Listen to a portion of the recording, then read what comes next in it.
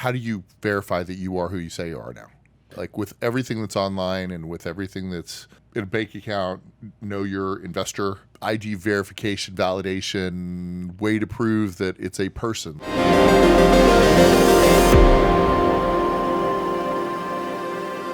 Right, because there's just so many little nuanced things to learn about and talk about. It has political ramifications, it has technical ramifications, investor ramifications. So talking about it, I think technically... Voting machines on the blockchain? I mean, yeah, that absolutely is a possibility. I mean, you can do it.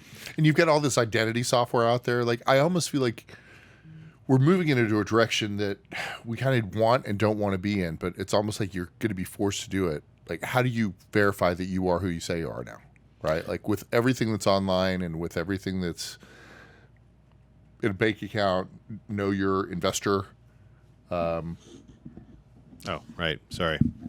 So, like, what do you see as, like, a ID verification, validation, way to prove that it's a person? Like, you've got a corporation, you've got articles of incorporation, you've got operating agreement.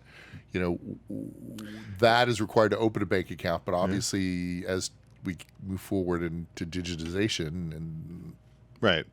Okay, so let's lay some foundational knowledge, and then we'll build on it. So, what is blockchain for? And this is like the academic $10 word definition. It's a protocol, just like the web or email or something like that. It's an internet protocol for eliminating the requirement for trust between counterparties. Meaning, I don't even have to know you, see you, or trust you for us to interact using a blockchain. That's what it's for. Whereas, we have to use PayPal or a trusted intermediary to do business interactions in other circumstances.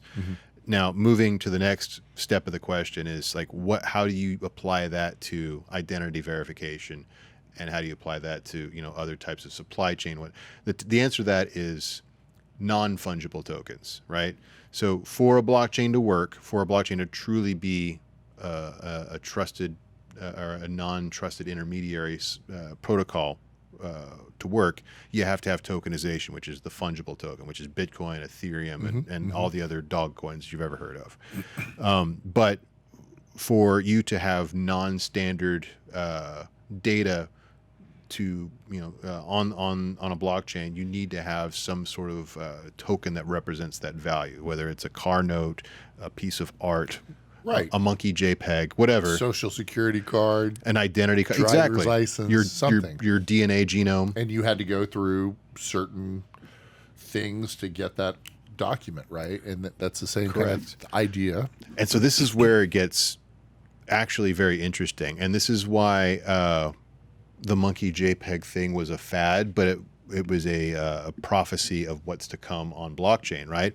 Is the third thing that you have to have, and this is the thing that's not fully developed for blockchain yet, is data oracles, right?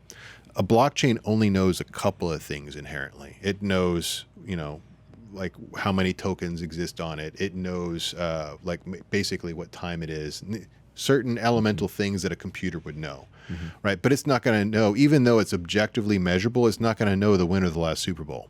It's not going to know the win-loss record of the Texas Rangers. It can know that, but it has to have some way to be that information that's objectively measurable to be introduced, which is you have to have some node on the network that is a trusted source of that information imported so that it can be measured and used in various ways. Hey, thanks for watching The Merge. We've got a ton more stuff for you to watch on YouTube, on Instagram, on TikTok, everywhere. Check us out.